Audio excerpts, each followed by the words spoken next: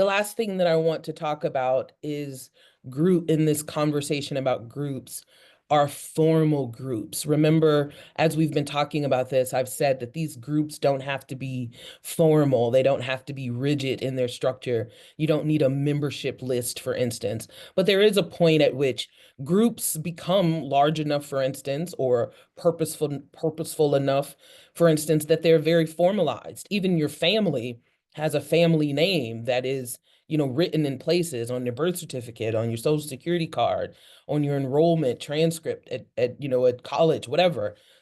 At some point, even your families, for all of their primary emotional purposes, is very formal and very, very legal, formalized ways, right? The reason that you get married and have to have marriage certificates and registrations is that you're telling the government or your religious community, for instance, that I'm formalizing this grouping. Well, when we're talking about groups, this is why we get to also talk about formal organizations. And I'm going to use the whiteboard because there's quite a bit of words that I'm going to want to use for this one. So your book doesn't exactly define organization. It sort of just talks about it, but I don't think it ever gives a distinction for you particularly. But an organization is a complex and structured, typically secondary group designed to achieve specific goals in an efficient manner, right? If you decide, you and your friends, I always think about the example of the Babysitter Club's books as a kid. If you and your friends get together and say, we're not just going to babysit the kids in the neighborhood, but we're going to create a club and you're going to be the president and you're going to be responsible for communication and you're going to be blah, blah, blah, blah, blah, then you are formalizing what that thing is. It becomes complex and structured, and it is designed to achieve specific goals in an efficient manner. It tends to be larger. Again, like what's the difference between small and large? But it tends to be larger and just large enough for you to decide we've got to come up with some structure here, right? It can be, instead of my friend and I, and there's two or three of us, but the first time we run into a miscommunication as to who said what or who was supposed to call whom, then you might say, okay, we need some rules, we need some structure. Three people, four people, there's no magic number, but it tends to be larger because now you have a need to formally organize this thing. And you need that structured in order to be efficient to solve or meet the goal or the task that you've set.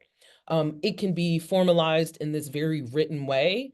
Again, you might need a code of conduct, you might need a constitution, you might need bylaws, you might need to register at some place. It can be very, very formal, the way that we talked about the difference between formal norms and informal norms. Once you write it down, you formalized it. Once you've come to some agreement about what that is, then it's formalized. But again, it could be primary and less formal, if you will, because we understand that even our families have a particular kind of organizational structure, chain of command that goes through the matriarch or that goes through the patriarch, and you have some sense of that. So, or even families who also run family businesses. Part of what they do is actually formalized, right? But the fact that they are related and love each other, not so much. So, it's worth it, again, just to understand. And this is a great example or a great time to make this distinction for you in sociology, but in a lot of times, sometimes what we're talking about is an ideal type. And when I say ideal type, I'm not talking about the best of something as the ideal. I'm generally saying that as a description, this can operate sort of as a model of understanding. So now when I'm talking about organizations, I'm going to give you some characteristics of organizations. I am painting it as an ideal type. Most organizations will have these characteristics. Some of them may not, but even if they don't, they might consider these characteristics as the ideal or the thing that they're using even as their model for how they're organizing or choose to do something or not do something. Again, not because it's necessarily the best way to do it, but because that's the model that we have in our head. It's the ideal type. So one of those characteristics is that organizations will have a clear division of labor. And what I mean by this And when you hear me say division of labor, you might remember that it was Max Weber, the functionalist, who would talk a lot about division of labor. This is this idea of organizations and later bureaucracies. We get this from him. The division of labor is described in your book as the fact that each individual has a specialized task to perform, which means, again, like Babysitter's Club, your job is to answer the phone, your job is to keep our records, your job is to count the money, your job is to create the materials that we need for the kiddos, right? Everybody has their part. There's a clear division of labor. Another type or another characteristics in an organization is that there tends to be a hierarchy of authority. We might understand this as sort of a chain of command and who's doing what in that division of labor. So it's a clear chain of command found in organizations. So it's not just the division of labor, but it's the relationship of one person in doing their part versus another. Your book gives you a lot of discussion about leadership and types of leadership, where you can think about that in terms of hierarchy of authority, but I won't be making any videos about leadership, and I can generally say that it doesn't tend to show up on my exams, at least not in this section. Number three, organizations tend to be organized as a meritocracy.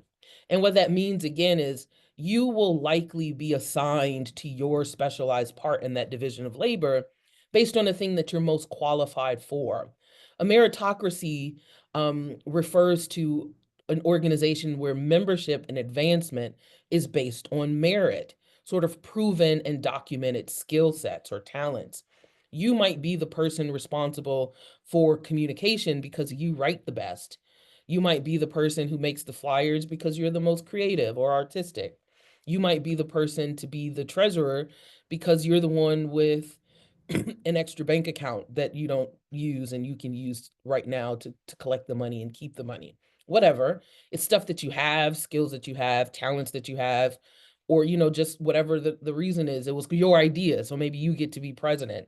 But it just generally tends to be meritocracy, some amount of skills or talent or detail that we have that merits you to be in that particular position in that division of labor or in that hierarchy of authority. The fourth characteristic is that there will tend to be explicit rules.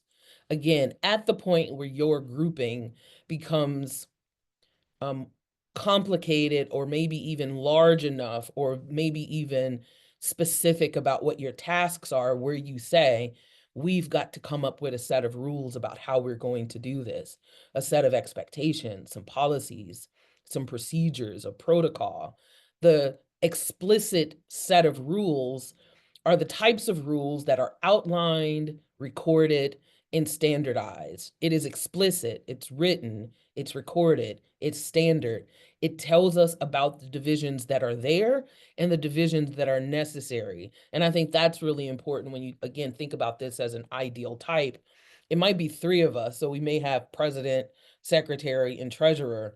Maybe we don't need vice president and sergeant at arms or membership coordinator because it's only three of us and we don't need it. But we recognize that that is generally the structure. And at some point, if we get bigger, maybe we will add those things. So our explicit rules will tell us about what those divisions of labor need to be, who's going to be responsible for X, Y, and Z. And if we don't have a person who's responsible for membership, then maybe the person who is the coordinator of this is also responsible for membership stuff, right? So you have a sense of very explicit, recorded, standardized ideas about who is supposed to be doing what.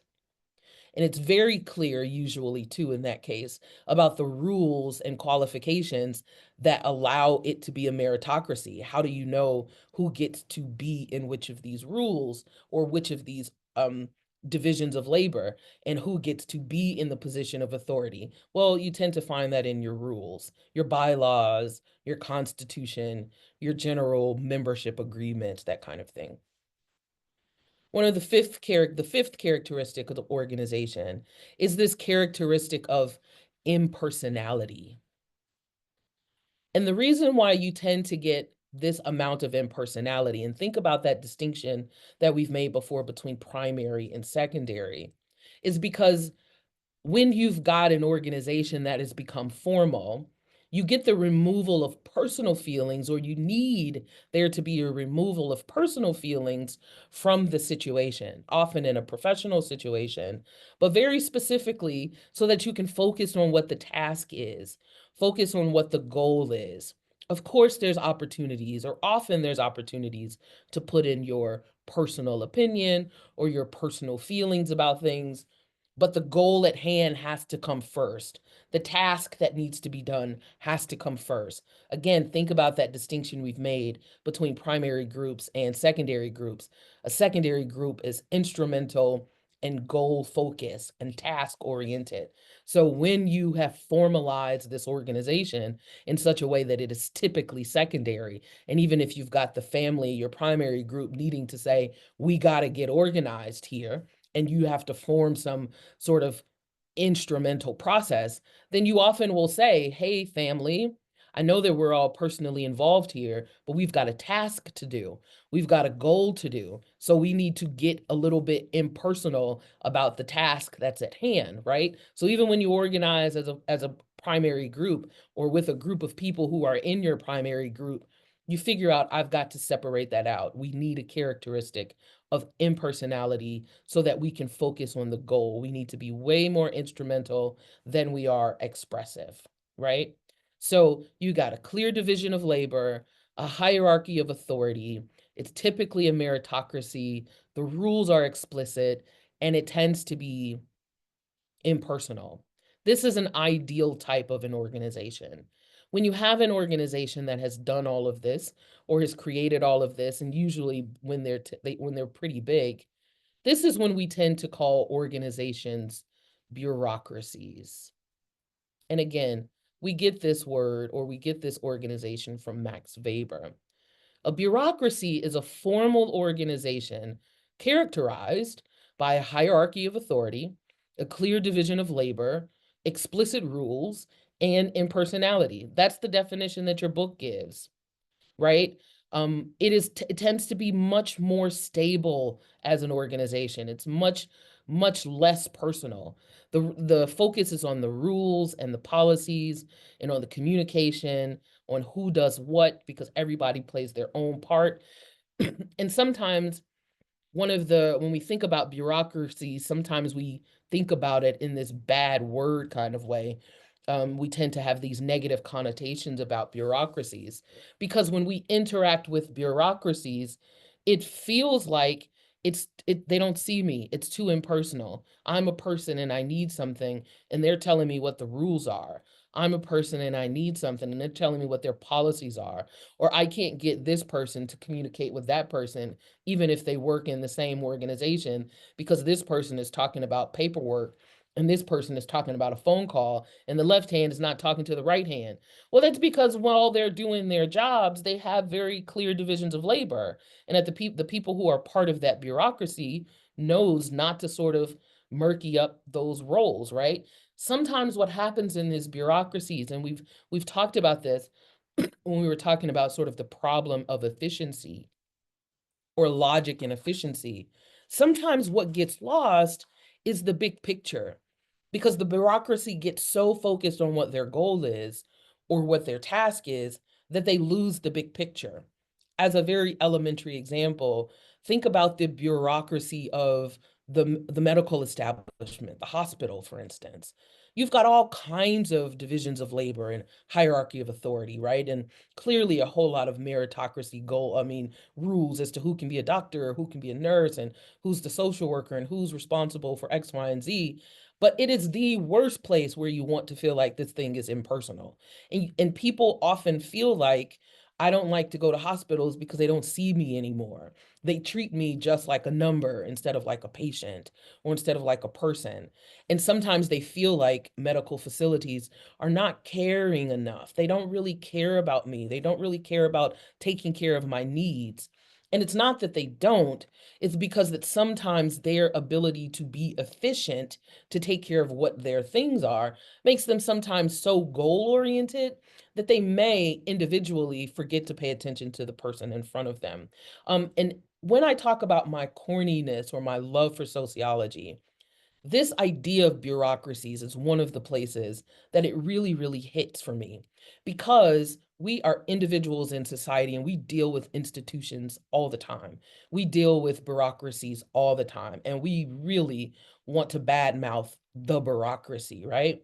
But I think that there's something very important about being able to step back and recognize the fact that when you interact with the bureaucracy, you are interacting with maybe one person, and that person has a very clear sense of who they are in that hierarchy. They know what their qualifications are, why they have that job, and they've been told over and over and over, for instance, this is the thing that you're supposed to do.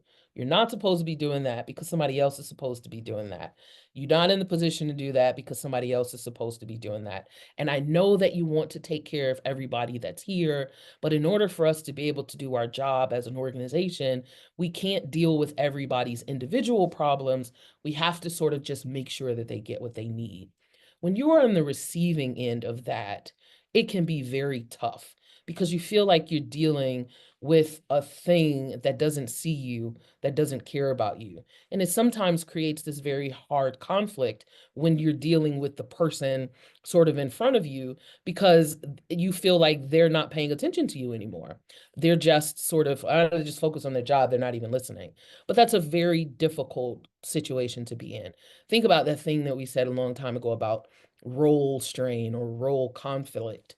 I want to be able to take care of you, but in this position, I'm supposed to be doing this.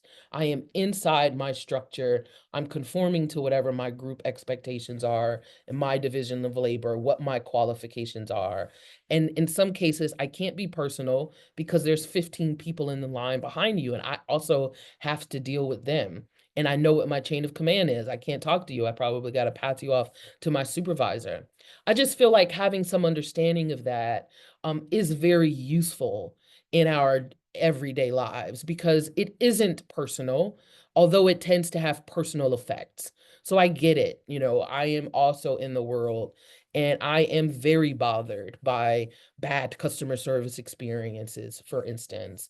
But I'm usually not very angry at the person themselves because when I have an understanding about how organizations work or how bureaucracies function, and even the fact that they have their own problems, they sit in meetings trying to figure out how to get better too, right? It allows me not to internalize that so much. And it's one of those places, again, where sort of understanding the structure of society makes being a part of society a little bit easier. So those are my 2 cents at the end of this video on organizations and bureaucracies. And thank you for listening.